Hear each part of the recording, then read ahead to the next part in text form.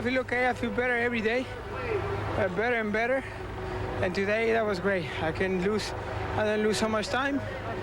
I think I keep the jersey till the end. Well, I'll say it again. I've said it all along. I want this race and I want it bad. And if that means time trialing my ass off, then I guess I'll have to. A confident Raul Alcala and a defiant Lance Armstrong. Yesterday, the top two contenders in this race, they clashed on Beach Mountain. Armstrong gained 4 seconds over the Mexican, but he still remains 19 seconds behind, and time is running out for the Texan. The race goes on.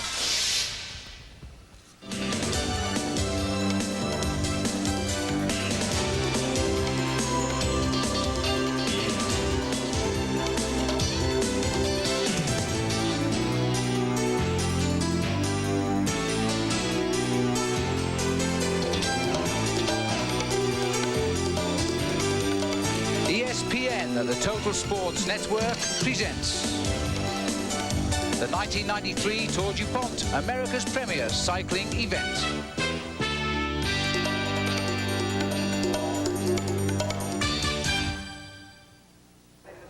The sun is still shining. The riders are now waving goodbye to the mountains of North Carolina. It's all downhill today, all 145 miles as they go from Banner Elk down to Winston-Salem. Hello again, everybody. I'm Phil Ligger. Well, this little fella here is a woolly worm from Banner Elk, and they race these, and depending on how many bands they have, it tells you just how hard the winter is going to be. But the riders in this year's Tour DuPont aren't thinking right now of the winter. Raul Alcala now leads this race by just 19 seconds ahead of Lance Armstrong. But today, as we race towards another sprint finish, it should be a day for the sprinters, and it might be a day too for our local riders to score. Let's go over to Brian Drebber. Since this race began, we've been looking forward to the finish into Winston-Salem. At least I have, because I've known the man who is going home that day since, well, he was a little guy. He wore the leader jersey in the very first time this race was ever held in the Tour de Trump. Thomas Craven, I can only imagine what it's like even to have the opportunity to win a race this big in your hometown. Well, it's pretty much frightening, I think. There's a lot of pressure, but hopefully I can bring it up. Well, we certainly wish you the best of luck in that regard, and I guess we'll be watching closely along with everybody else in the field. But, you know, on a little more serious note, we're going to talk to Jim Copeland right now because, well, let's face it, Jim, you're a transplant. You only moved there a year ago. But seriously, you guys have got the Team GC prize right within your reach, and it's going to be kind of a worst to first story, maybe like the Dallas Cowboys. Yeah, it's going to be tricky. I mean, I am playing second fiddle as far as arriving in Winston-Salem with Thomas, but you know, we're going to be trying to balance getting the stage win for Thomas or myself, as well as going for that hunting for the Team GC, and it's real close. We're about 2 minutes out, and we're going to try to take the whole team thing. So it'll be tricky. Well, we'll be watching very closely, and I guess fingers crossed, perhaps, for our sentimental favorites here today. Well, that's enough from this side of the field. Let's go over to Paul Sherwin. He's got more. Yes, well, I'm down here actually with Scott Mercier, another of the stars of this year's Tour DuPont. He's the leader of the Suplex King of the Mountains competition at the moment, and it looks as if you're going to take it. Yeah, I hope so. Yesterday was pretty rough. I came within, seconds of losing the jersey coming up the final, or the first Category 1 climb. Jose Uria attacked, and I went to the front and was trying to reel him in, and I just started to blow. I was starting to come off a group of about 15 guys, but Brian Walton, my teammate, came up, and I got on his wheel. He chased him down, and I ended up losing the sprint. He got third, and I got fourth, but I still maintain an 8-point overall lead since I won the first climb. So I'm pretty confident I'll take it. But it's been a pretty hard tour, but you're quite happy, obviously, with the overall performance. Oh, definitely. I did not expect to be put in this situation at all, and quite pleased with it, actually. Well, he's one of the stars who's been at the front of this year's Tour DuPont. The other men, Raul Alcala, Lance Armstrong, Kowalsvold, they're going to have to wait till tomorrow for the final showdown. And the other players will come to the center of the stage for today's final. Overall, in the King of the Mountain competition sponsored by Suplex, Mercier holds an 8-point lead. There are a total of 9 points available on today's race, so it is possible for Uria to overtake the young American. In the sprint competition, though, it is a wide-open affair, although Wieben Rienstra of the Subaru Montgomery team holds a 15-point bulge. There are 30 points available on today's race, and only 15 points behind him is Malcolm Elliott of the Chevrolet LA Sheriff team. So we will be keeping a close eye on the Cheetah Jersey battle. And And there are the standings. As you can see, a 15-point difference. Sven Teutenberg, who has sprinted well early in the race, has fallen back somewhat and really has no chance of taking the overall prize. So this morning they set out from Banner Elk, 142 miles, the second long day on the Tour DuPont. And in just 2 days, the riders in this race will have pedaled 293 miles, not to mention the 130 miles or so they will travel by car. Today's stage is another long one. From Banner Elk in North Carolina, we go east. We go along the Blue Park Ridgeway, and then we head down to a first-time finish in Winston-Salem. And as Brian has said, it could be a home win when we get there. It's a bustling city, and it's waiting for the Tour DuPont to ride into town in beautiful sunny weather. And welcome back to the Tour DuPont, the last big road race of this year's event. Tomorrow, of course, it's the time trial, and the sun has shone all the way from Delaware right through to North Carolina. The field, I think, Brian, a gentle start to ride out the lactic acid of yesterday's long stage. And some of the jersey wearers, of course, having a chat early on. There's Raul Alcala. To his left, just far right of the screen, is yesterday's stage winner, the most aggressive rider on the day, Jorgi Mueller. And, well, it's going to be an interesting day. We're just getting a glimpse of the King of the Mountain jersey over to the left there, worn by Scott Mercier, and the cheetah shirt of Vibram Venstra. There's Lance Armstrong. Well, he doesn't have any special jersey on, just his own Motorola shirt. But he's looking for the all-important 19 seconds that will give him the yellow jersey of Raul Alcala. First attack of the day. Motorola, it seems, are anxious to get this race on the road and draw the sting of the team word perfect. So Frankie Andreu out on his own. The Motor City Madman throwing down the gauntlet for the rest of the teams to chase. And there he is, getting caught, and it's the Chevrolet LA Sheriff who are doing the work. And Jeff Pierce, the captain of the team, goes right up there with Sheriff Jamie Polinetti and get the job done. And we're heading now up into the beautiful Blue Park Ridgeway of North Carolina. And this is the King of the Mountains. It's only a third category, but there are only 2 hills left in this year's race, and a good result required from Scott Mercier here. The situation on this third category climb is that the winner will get 6 points, 5 for second, then 3, 2, and 1. And so Scott Mercier has a very tough job ahead of him. He's got to make sure that he stays close. Here's the situation. We have a third category climb of 6 points to win, a fourth category climb with 4 points to win. And there is an 8-point difference between the two, and that's the job that Mercier has, to keep Uria close. And here's Uria leading up over the first hill. He has taken that first KOM and the 6 points, but Mercier was in 4th spot behind these 3 men. So he has clinched the King of the Mountain jersey. Scott Mercier will wear it on the final day. So Scott Mercier is the first winner in this year's Tour DuPont. He will run out the King of the Mountains. That's a great triumph for his Saturn team in the race for the first time.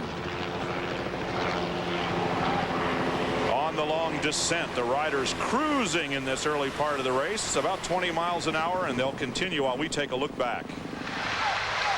And it was Jorgi Mueller, the former champion of Switzerland, who's ridden 6 Tours de France, who finally got the stage win he deserved on the climb up to more than 5,000 feet on Beech Mountain. He's tried twice before when the roads have finished uphill. He's been caught when he could almost see the checkered flag.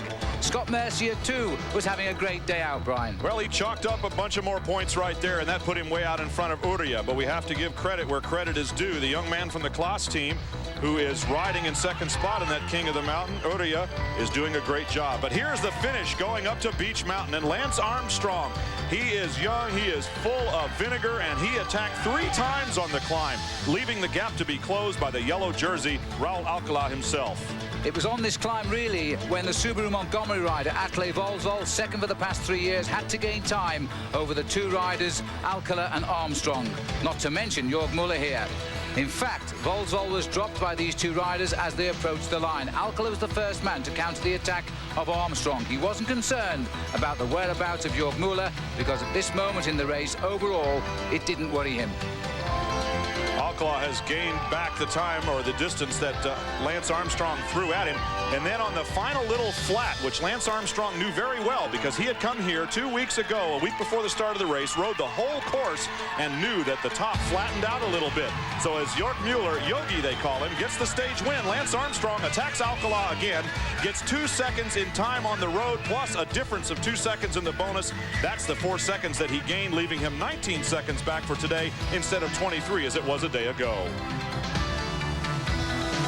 So that's how the race stood as they started out this morning from Banner Elk. A beautiful touring ride, but these racing cyclists aren't tourists.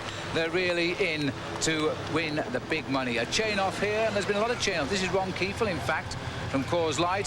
He has had a marvellous tour this year, Brian. First time on Coors Light for him. Well, he got a stage win a couple of days ago. He was on a 100-mile breakaway the day after that, and then followed that up as the best finisher for Coors Light in yesterday's Beach Mountain finish, taking 7th place. Ron Kiefel has had an amazing tour. He is rejuvenated with his return to the United States. The sprint competitions, 4 of them here today, and the race for the cheetah striped jersey, the Lycra sprint competition taken by the man who's wearing it. Wiebren Venstra is going to clinch this prize if he keeps sprinting that way. He holds a 20-point edge now over Malcolm Elliott, having put another 5 points in the bank. So it looks as though Wiebren Venstra is going to give Subaru Montgomery a lot more than just a consolation prize in this race. So the race is reforming at the front, and it's being run off at quite a high speed.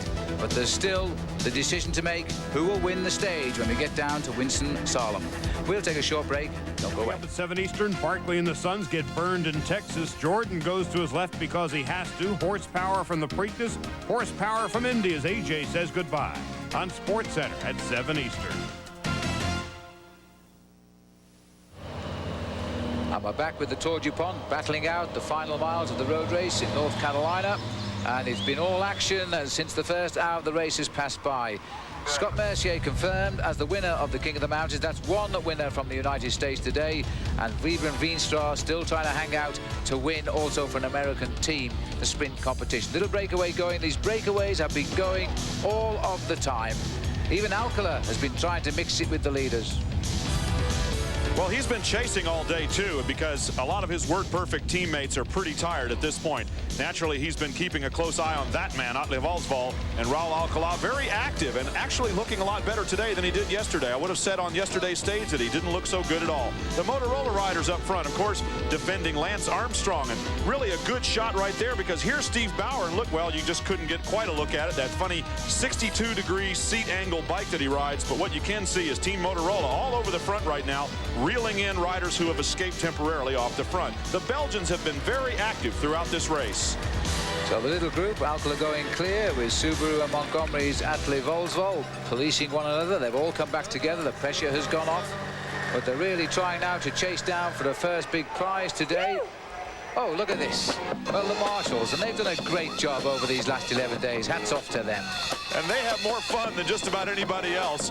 And here's a pattern that we have seen repeated several times. The Belgian Collstrop riders have attacked, counterattacked, and continued to do so. And sure enough, at this sprint, it's Frank Corvers of Belgium and the Collstrop team who takes the sprint out on the road. But it's really insignificant other than it did not change the standings. Now, here's a crash out on the road. And this is Tom Steels, another one of the Belgian riders on the amateur team, and he is not going to continue. His bike is damaged. He doesn't look so good, and he's not very happy about it either. These crashes can be very frustrating after you've ridden nearly 1,000 miles to have yourself taken out of the race, not of your own fault.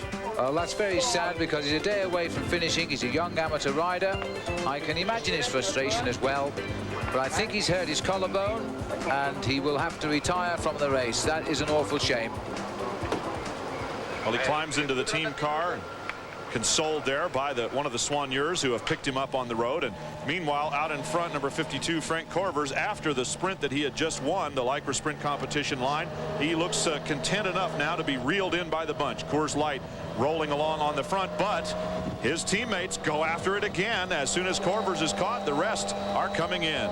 Well, just take a look at this now. The Collstrop team today have done one-on-one. Every time a man has been caught from their team, another man on the team has attacked. Frank Corvers has won the big prize at Elkin. Wow. Whoa. Well, it's not often to see the dog go the other way, Brian. But I once saw a race where somebody said, fight the one in the yellow jersey. But that today will be Raul Alcala. I was once in a race where a dog was not as fortunate as that one was. Glad to see that he got away without being hurt.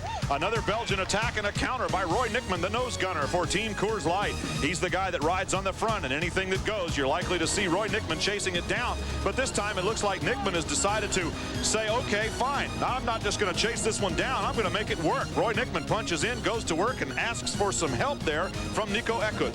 I tell you, Roy Nickman's had a great tour this last 10 days. He's worked so hard for his team, deserves some success. He's come close. He hasn't yet taken home. He's got together here with Nico Ekut, but they've been caught. Ameyer's on the launching an attack now. Motorola follows. So too does the champion of Switzerland there in the red jersey, Thomas Wegmuller.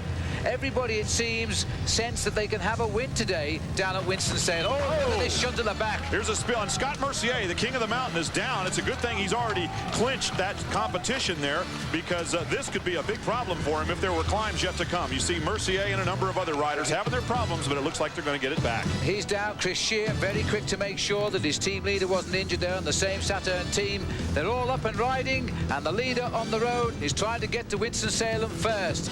Come back, we'll find out if he does. And the riders are in full cry, enjoying the warm sunshine. This is the Chevrolet LA Sheriff team. They want the victory in town, but you know, they've got a lot of work to do yet. Benjamin von Itterbeck has held on to a breakaway since 115 miles into the race. He rolled across the line first at Pilot Mountain, which was one of the sprint competition lines in the Lycra Sprint Jersey competition, and he has been away ever since. But Chevrolet LA Sheriff, of course, they've got the two homeboys, Jim Copeland and Thomas Craven, that they're trying to set up for the win. And both of them are in the bunch. Craven has been very active at the front. Jim Copeland had some problems early in the race, getting a very slow attention after a small crash early in the race. But he has regained the field, and he is right back at the front, helping his team chase this man down, and they want to catch him badly. Well, I saw Benjamin van Itterbeek ride like this in Paris-Roubaix this year, the queen of the classic races. He was away on his own. I thought he was going to provide us with a surprise, but he got reeled in. But today he's gone out. His lead has gone up towards 5 minutes. There are lone riders trying to catch him. One is Thomas Wegmuller, and another one is a Spanish rider, but they're not closing on him, Brian. It looks like Van Itterbeck is going to roll into town in the lead here. And I'm not sure that he's going to get such a warm reception from the fans of Thomas Craven and Jim Copeland, but he will definitely be applauded for his effort that he has made out there today. And for those who have been able to get a lot of information from the start and all the way to the finish, know that the Collstrop team has been very active today. They have attacked and counterattacked continuously. They have always been at the front. And if they pull off a stage win, their effort will certainly be applauded universally. Well, the Collstrops finally got the man in the lead, didn't they? One-on-one attacking till they got a man away, but there's plenty of scrabbling at the back here. It may be, though, that the main field is not organising itself properly. There's no concerted effort by the whole pack.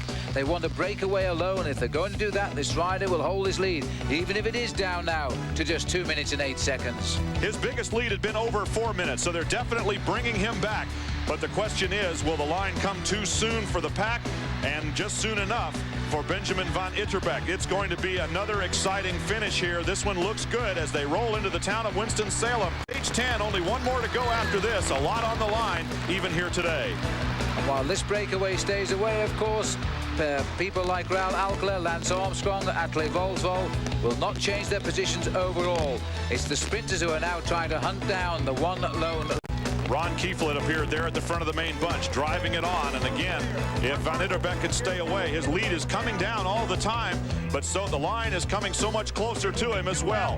When he came into town, he had 2 circuits on the course. That was a total of less than 8 miles, and it's going to be extremely close. So he's coming through towards the bell in 5th Street, and then it'll be one more lap to go. It'll be a touch-and-go lap, I can promise you that, because this rider is being closed in on all of the time. A lovely crowd here now, awaiting the arrival of the Tour DuPont with one full circuit remaining. He's been out there for 1 lap. Can he survive, though, for the 2nd lap? Ben van Itterbeek, the Belgian national champion, not wearing his champion jersey of yellow, black and red today. The chase down by Jim Copeland. The local man is on the attack. Will he catch up? We'll take a break. And welcome back. And Benjamin van Itterbeek from Belgium is now in the streets of Winston-Salem and 2 full circuits to go. The question is, can he hang on, because his lead is coming down quickly, and he's being chased now by Damian McDonald, the Australian rider who celebrated his 21st birthday on this race just a couple of days ago. This will be a terrific win for the young Belgian rider and his Collstrop team, because they have done very little other than assist the efforts of Word Perfect in chasing down anything that goes. And Van Itterbeck is now heading up the final little climb towards the line. He can hear the PA system. He can hear the cheers of the crowd. Well, Benjamin Van Itterbeck almost won in Paris-Roubaix this year, the famous race over the cobblestones between Roubaix and Paris. And my goodness me, he was almost producing a surprise then. The riders say he's an extremely talented rider, but he doesn't train hard enough. Well, he's shown them all today. He's put in a great performance as he comes up towards the line. He's only ridden the Tour de France once. He never finished it, but they're not going to catch him today. Damian McDonald does seem to have slipped the field. He's got about 10 seconds over the main field. It's a tenuous lead. He's hanging on, but he's not going to catch the Belgian professional now. Van Itterbeck's long breakaway, and he has figured in a couple of them, having different partners along the way, is finally going to pay off for the Belgian national champion. Van Itterbeck indeed now climbing the last little bit up towards this finish, and in the background you can see Damian McDonald about to make the beginning of the same little climb towards the line. This long drag up to the finishing line must have seemed like a mountain today after 145 miles, but he's made it, and he's made it with a good lead, even if it was decreasing right up to the line. Benjamin Van Itterbeck, the champion of Belgium, has crossed the line victorious today. They deserved it today because they had so many attacks that failed. In the end, one of them just had to succeed, and this was the one. Damian McDonald coming in across the line surely in second place, and out of the field there he is now approaching the last little stretch. Damian McDonald of Australia, and they have worked extremely hard too. These amateurs really took it on the chin in the long stage yesterday to Beach Mountain and didn't do well, lost the competition that they had going quite well for them in the Team GC. But now Damian McDonald will get a measure of retribution for that. And in the background, one of the Russian riders has broken away as well. That looks like the familiar crouch style of Byakov, the Soviet teenager, 18 years of age, trying to hold off the field for third. Will he do it? McDonald salutes the crowd. He's enjoyed his first time in the United States. He gets the second place, but he's one place behind the winner today. And I can tell you too that McDonald has earned himself about $2,500 because the Australian coach has doubled the prize money if an Australian got a high finish. And this is Byakov, Brian. Look at him trying to hold off the charge of the field. Coors Light lined up on the fence to his right, and Byakov looks as though he may just make it. Alexei Byakov, who is currently overall 7th place, and the charge of the field, and coming out of there it looks like George Hincapie and Davis Finney on the front of the main bunch. Hincapie, of course, the stage winner who was disqualified a couple of days ago. And there is Raul Alcala, safe in the peloton. Armstrong is alongside him. No change overall tonight. Van Itterbeck, the winner, though, 58 seconds ahead of Damian McDonald of Australia. A minute 24 ahead of Alexei Byakov, and the whole field a handful of seconds behind him. Overall, no change tonight. Atle Volvo, though, does sneak into third place. A minute and 22 seconds, but these results are unofficial. Vibren Veenstra is the Lycra sprint leader, and now looking like the winner, and the winner of the King of the Mountains, Scott Mercier, with Van Itterbeck, rightly so, the most aggressive rider today. The yellow jersey on the shoulders of Raul Alcala. 1 day to go, the all-important time trial. He won't rest easy tonight. And you can follow this race right to its conclusion tomorrow. Our wrap-up show is at midnight a.m. Eastern Time. The 1993 Tour DuPont has been brought to you by Lycra Spandex, the fibre that brings improved performance and fit to all types of active apparel. And by Champion. And by DuPont, sponsor of the Tour DuPont, America's premier cycling event. For Brian Drebber, Paul Sherwin, I'm Phil Liggett. Goodbye.